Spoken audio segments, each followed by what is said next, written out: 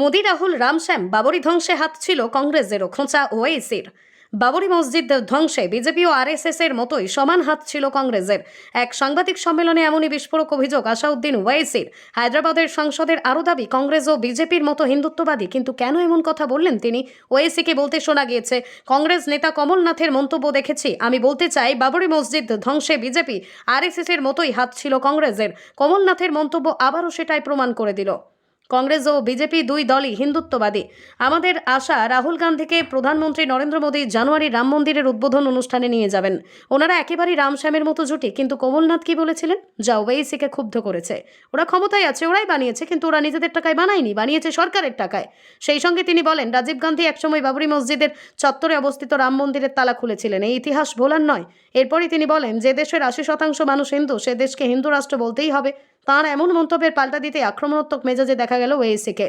बाबरी मस्जिद की डिमोलिशन और शहादत में कांग्रेस का भी बराबर का हिस्सा है।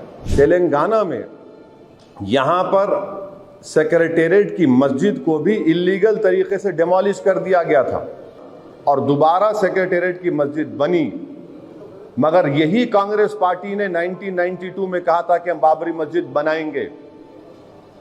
इनके सीडब्ल्यूसी में कहा था, सब झूठ था वो।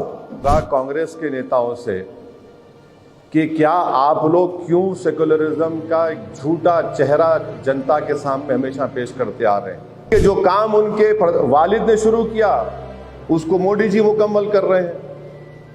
तो देश के प्रधानमंत्री को चाहिए कि अपने साथ राहुल गांधी को भी लेके जाएं। ये अच्छा रहेगा, राम और श्याम की जोड़ी रहेगी। हमेशा से मैं कहते आया कि बाबरी मस्जिद की शहादत में जितना रोल आरएसएस बीजेपी का है उतना रोल कांग्रेस का भी रहा है। मेरी इस बात को और ऐसे कई हजारों लाखों लोगों की बात को दोबारा कमलनाथ ने साबित किया कि बाबरी मस्जिद की डिमोलिशन और शहादत में कांग्रेस का भी बराबर का हिस्सा है। और कमलनाथ ने ये कहा कि राम मंदिर का क्रेडिट बीजेपी नहीं ले सकती, राजीव गांधी के रोल को नहीं भूलना चाहिए। ताला खोला राजीव गांधी ने और उन्होंने कहा कि हमको तारीख को नहीं भूलना चाहिए। बिल्कुल सही कहा उन्होंने। तारीख को इसलिए नहीं भूल सकते कि जब पहली मर्तबा बाबरी मस्जिद के अंदर रात के अंधेरे में चोरों की तरह मस्जिद के अंदर जाकर उसमें आइडल्स को रखे गए थे मिंबर नबवी पर सल्लल्लाहु अलैहि वसल्लम पर, उस वक्त किसकी सरकार थी उत्तर प्रदेश में? कांग्रेस की थी। मुख्यमंत्री कौन था? जीबी पंत साहब थे। फिर उसके बाद मुसलमानों से मस्जिद को बंद कर दिया गया और पूजा की इजाज़त दी गई। उस वक्त भी देश में और उत्तर प्रदेश में कांग्रेस की सरकार थी। फिर मामला बड़ा ताले खोलने का, ये बात बिल्कुल सच है। राजीव गांधी के ही ज़माने में बाबरी मस्जिद के ताले धोखा देकर खोले गए थे और उस ज़माने में मुस्लिम पक्ष को बुलाया तक नहीं गया और जज साहब ने 25 या 30 पेज का ऑर्डर 5 मिनट में दे दिया। और उस जमाने में कंप्यूटर नहीं था और टाइपराइटर था उस जमाने में। बगैर सुने तो सरकार ने, राजीव गांधी की कांग्रेस सरकार ने ताले खुलवा दिए और उसके बाद बूटा सिंह ने वहां पर शिलान्यास किया। तो ये बात कमलनाथ ने साबित कर दिया कि बाबरी मस्जिद को जो छीना गया है उसमें बराबर का रोल कांग्रेस पार्टी का बीजेपी आरएसएस के साथ रहा है। तो 48-49 से 6 दिसंबर 1992 तक बराबर कांग्रेस का रोल रहा है इस डिमोलिशन में और इसको काम करने में।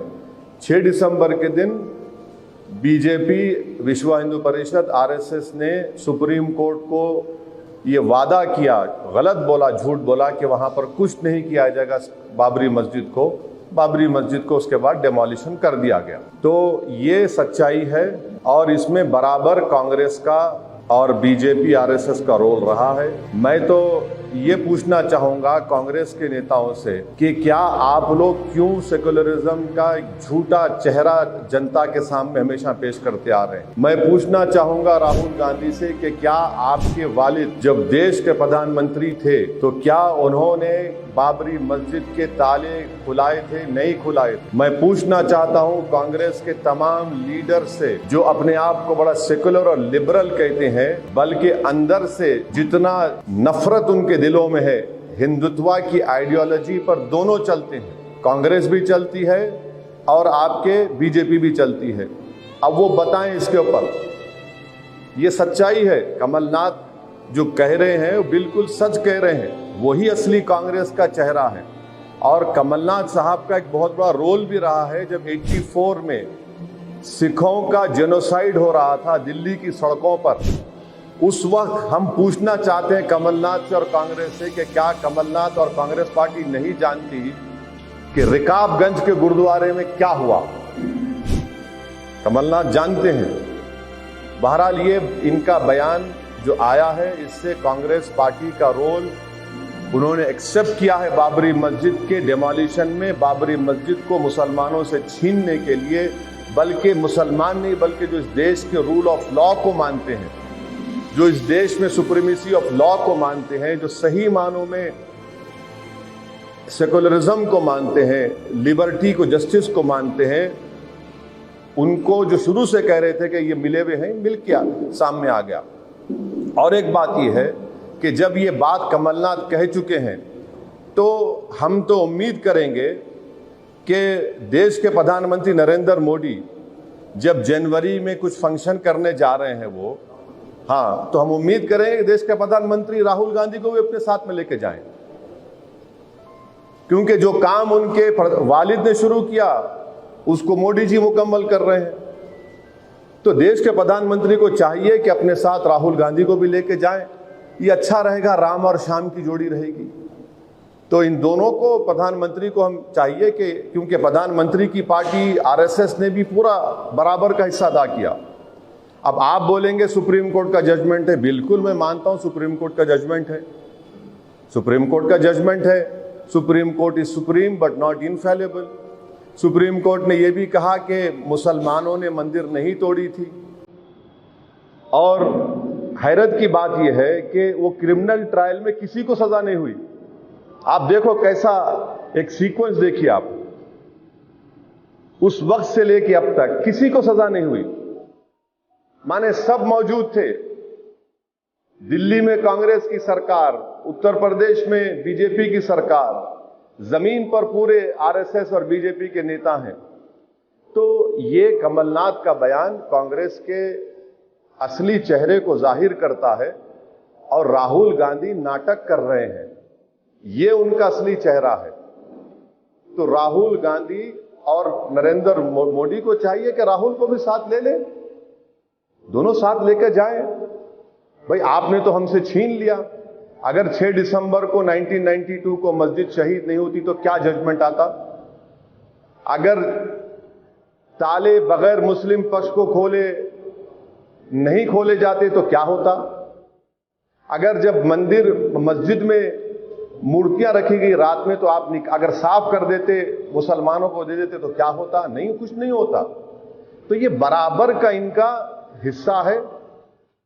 ये जो पूरी पिक्चर है बाबरी मस्जिद की, इसमें दोनों का बराबर रोल है, बीजेपी का, आरएसएस का और कांग्रेस का। इसीलिए मैंने हमेशा कह रहा हूं, एक किताब का हवाला दिया था कि कांग्रेस आरएसएस की मां है। ये बताना था आप लोगों को, और इससे अच्छा है, ये साफ हो रहा है कि ये सब चीजें देखने में आ रही। और जो लोग हम पे उंगली उठाते, हम उनसे पूछना चाह रहे, बोलो अब कमलनाथ जो बोल रहा है वो सच्चाई है वो? अब कमलनाथ के बयान पर ये कांग्रेस के लोग क्या बोलेंगे?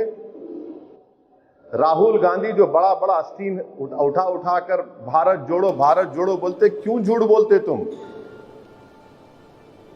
1986 में आपके वालिद प्रधानमंत्री थे, 92 में आपकी पार्टी सरकार में थी, 48-49 में आपकी पार्टी देश में और उत्तर प्रदेश में सरकार में थी, बूटा सिंह आपका मंत्री था।